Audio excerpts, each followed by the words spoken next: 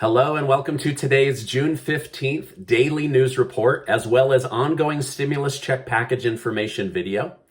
If you're a subscribed member of my community, then welcome back. And if you're not, consider subscribing right now so I can keep you up to date on what's going on in Washington, D.C., what's going on in the economy, what's going on in investing, and other news. All right, now, do not fall for scammers using my picture and name to try to get you to text them about crypto or investing or your taxes. Don't fall for that, okay? Remember, Casey and I are giving away over $2,000 in prizes and cash. 6 people are going to win one of these amazing hats, and 6 people are going to win $300 in cash. That ends in less than 24 hours, so make sure to get your name in. All right, now the IRS has announced that with stimulus checks, the IRS stimulus checks, and the kids' stimulus checks, they are simply behind on tax filings. I recently read that if you have tax filings get flagged for review, it could take up to 3 months to get any information back on your taxes and also get your refund back. Now, flagged for review does not mean that you are going to be audited. It simply means that somebody on staff is going to manually review your tax filing. So I don't want to scare anybody that you're going to be audited. This is just information that the IRS is putting out. Right now, most filings go through a computer system, but if you get flagged, it goes through a human. And so that's why they're having delays with errors and not having enough humans on staff. That's why they're behind on that. Now, I know many of you are waiting for your tax refund, and I hate to be the one to tell you about these delays, but I'm seeing this a lot as a question in the comments. Can you research about the IRS? Can you tell me where my refund is? And this is what's going on. So it's nothing personal against you. They're just understaffed and too many things going on. And they've just released that, again, if you get flagged for a review, it could take up to 3 months or 90 days. So hopefully those come in quickly for you, as I know many of you would benefit from having that refund money right now.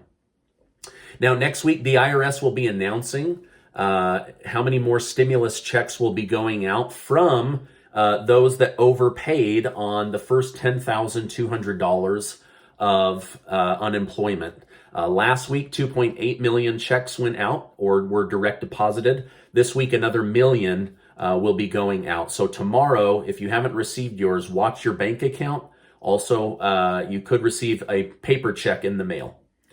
Representative Khanna of California is one of the Democrat representatives that wants to see a one-time $2,000 stimulus check inserted into the American Families Plan, which is the next stimulus package or the social infrastructure package. Now, this is where Democrats are reserving or saving that one last budget reconciliation vote that they have. Representative Khanna also wants to see a $15 minimum wage bill inserted into this. But we know that the Senate parliamentarian has already said that that cannot be included. So I'm not sure why he continues to push for that, but he is pushing for a $2,000 stimulus check to be included in the American Families Plan.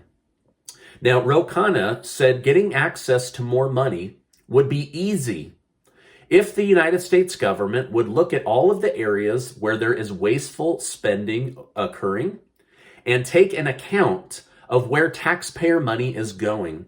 So his big thing is, why is there so much money going to the military and to the Pentagon, while some people would say, why is there so much money going to illegal aliens on the U.S.-Mexico border? So, but his focus is on military spending.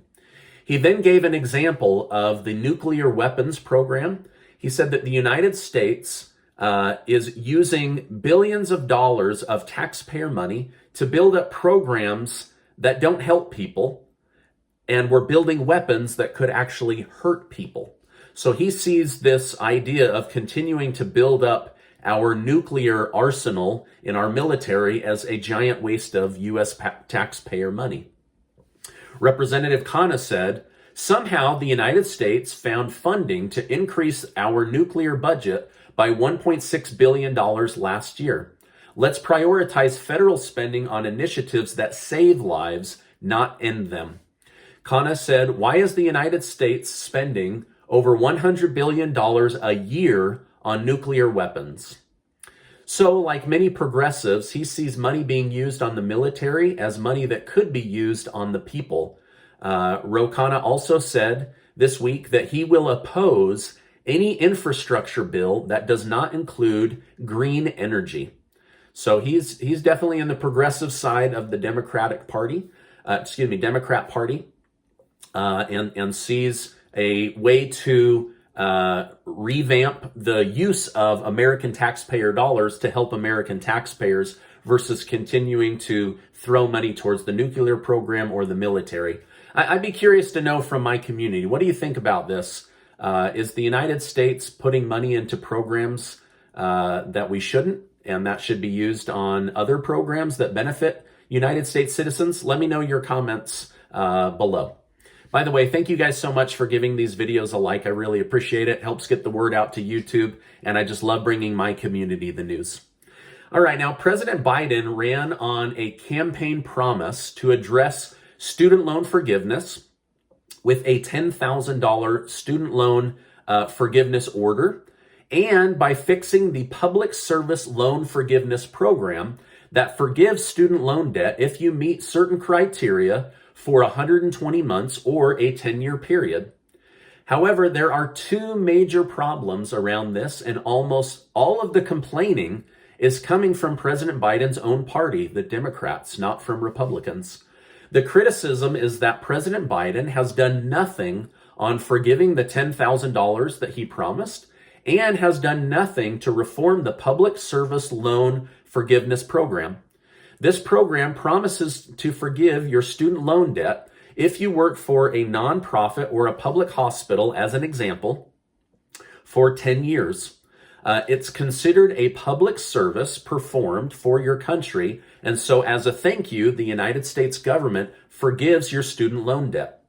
Yet 98% of applicants that follow all of the rules for this program are being rejected. So after going through everything for 10 years, boom, they're still not given that student loan forgiveness. This is one of the main reasons Democrats are now looking to President Biden to reform the program, but also to immediately forgive between $10,000 and $50,000 of student loan debt. I thought this was really interesting. I didn't know anything about this program, but the fact that people have gone through it for 10 years and then only 2% have actually had their student loan debt forgiveness was very interesting to me. Now, recently, 56 Democrats sent a letter to Education Secretary Miguel Cardona to fix the problem and give an opinion on student loan forgiveness. He has still not replied. AOC, Schumer, and Warren want President Biden to forgive immediately $50,000 of student loan debt. Biden has said to keep asking him, but as of right now, he has not replied. So some are saying, hey, he needs to give an answer, but he's delaying it by just pushing it back on to Miguel Cardona as an excuse for not just taking executive action. So more will be coming out about this in the coming months. Hopefully less than that, but hopefully they'll have some kind of answer. Even if the answer is no, at least people will know that. Right now, they're just doing what government does, which is dangle a carrot in front of the American people. All right, now the price per barrel of oil hit its highest numbers for the first time in 2 years. This means that as supply decreases and demand increases, we could sadly see the price of gas increase even more in 2021. This on top of representatives in Washington, D.C. saying another way to get more tax revenue would be to tax those that are buying fossil fuels or gas at the pump. So it's kind of an insult to injury, right? They're like throwing salt in the wound. The price has already gone up significantly, and now they want to tax us even more. It's just crazy what's going on right now. Now, the United States, as of last year, was energy independent, But with more and more focus on green energy, electric cars, and clean energy from the Biden administration, oil production in the United States has gone down while the price of gas has gone up. And I'm sure everyone listening to this can attest to the fact that it's hurting us in our wallets, right? All right, now speaking of jumping prices, lumber has increased by over 400% because of the lockdowns that we lived through. Well, I'm happy to say that new research shows that the price of lumber has come down by about 41%. Now, this is nowhere near where it was pre-pandemic, but it is a good sign that lumber is starting to come back to a more normal price. However, some economists say it will find a new normal, which will likely be higher than what it was before the lockdowns, but nowhere near as high as they were at their highest height.